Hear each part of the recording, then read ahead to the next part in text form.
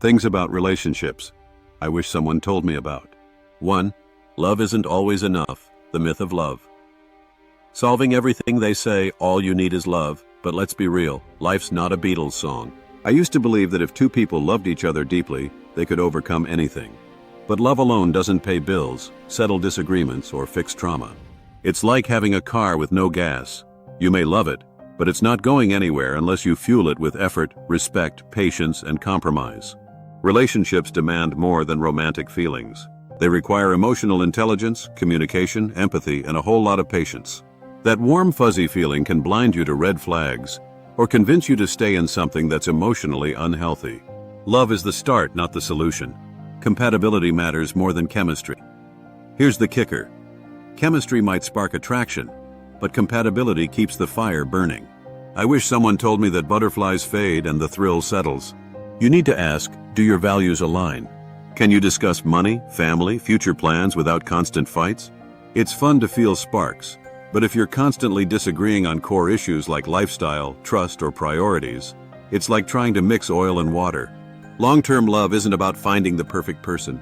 It's about building a shared life with someone who complements you, not just excites you. 2. Communication is everything. It's not just talking, it's listening. To everyone says communication is key, but no one breaks down what that actually means. It's not about talking more, it's about talking better. And more importantly, it's about listening. Really listening. Sometimes, your partner isn't looking for solutions, they want empathy. Instead of waiting for your turn to speak, try to understand where they're coming from. Reflect, paraphrase, and validate. A simple "I get that" or "that sounds tough" goes a long way. How misunderstandings build walls. It's wild how quickly silence turns into distance. A misunderstood text, an unsaid expectation, or a moment of assumed annoyance.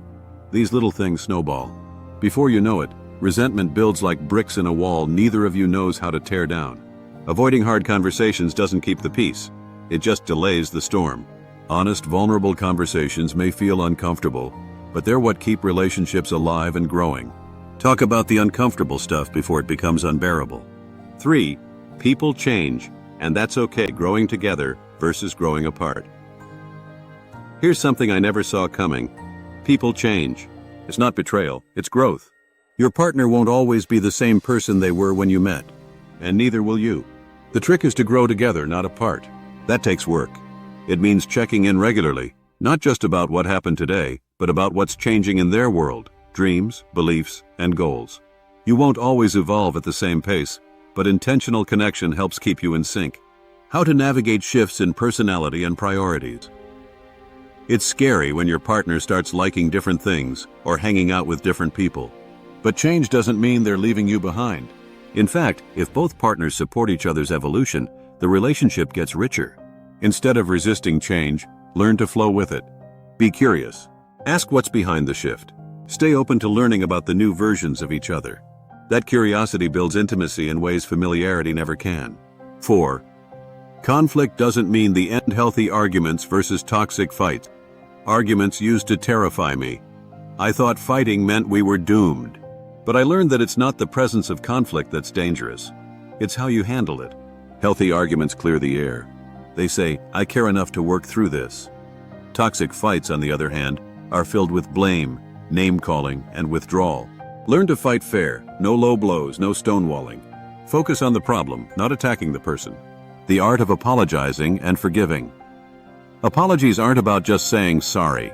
They're about acknowledging hurt, taking responsibility, and committing to change. And forgiveness? It's not pretending nothing happened. It's deciding to move forward without holding the past as a weapon.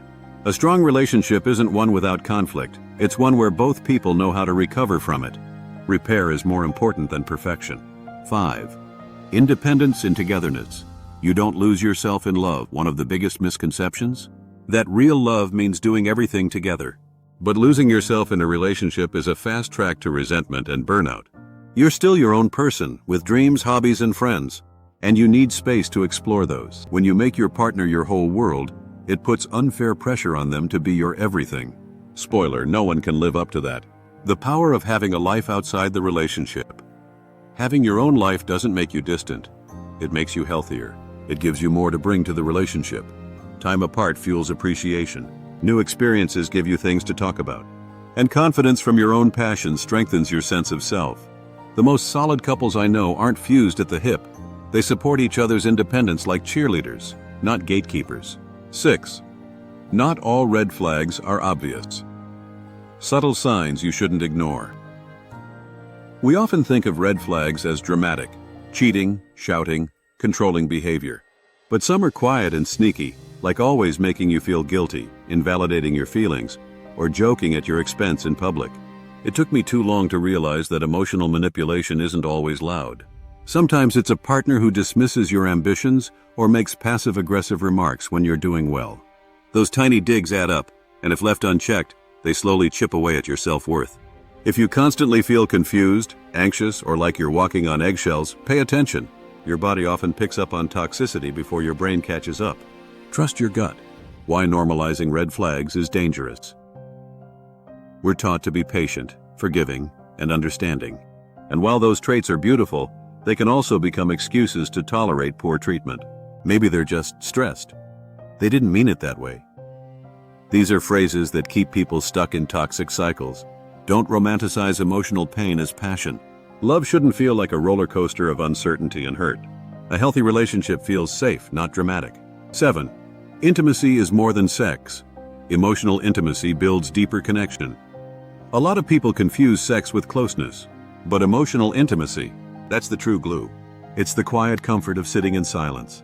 It's knowing someone's fears, dreams, and weird quirks, and being known in return. Being emotionally close means being vulnerable. It's not about always being happy. It's about being real. You can talk about your worst day and still feel accepted. That kind of bond doesn't just happen. It's built through honest conversations and consistent support. How physical and emotional intimacy intertwine.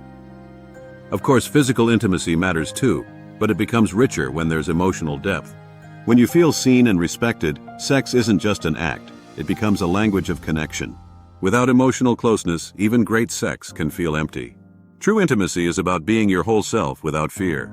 It's laughing about inside jokes, holding each other during breakdowns, and cheering each other on during small wins. That's the kind of closeness that lasts. 8. Boundaries are love, not barriers. Why setting limits strengthens relationships. Before I understood boundaries, I thought love meant always saying yes. I confused self-sacrifice with devotion. But boundaries aren't walls.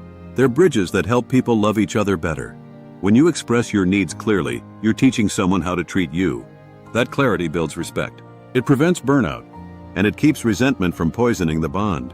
Boundaries can be as simple as, I need time to myself on weekends, or, please don't raise your voice when we argue. They're not demands. They're guidelines that help both people feel safe and seen.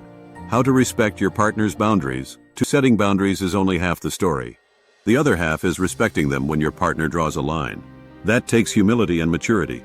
It might sting at first, but honoring someone's limits shows you care enough to protect their peace, even if it's inconvenient for you. The healthiest love stories I know are written with the ink of mutual respect and the space for individuality. 9. The honeymoon phase doesn't last, and that's okay. What happens when the spark fades? Those first few months are magic. Everything feels new. You can't stop texting. Butterflies are a daily occurrence. But eventually, life kicks in. The spark dims. That doesn't mean love is gone. It means it's transforming. The shift from infatuation to real love can be jarring. You start noticing flaws. Routine replaces excitement. But here's the truth. Comfort is beautiful too. The real love begins when the fantasy fades and the foundation remains. How to keep the connection alive. Just because the honeymoon ends doesn't mean you stop putting in effort. Keep dating each other. Leave silly notes. Ask questions like you're still getting to know them. Laugh. Touch. Talk. Long-term connection isn't spontaneous, it's intentional. It's choosing each other daily even when life gets boring, busy, or hard. 10. There's no perfect relationship, only real ones. The trap of comparison culture.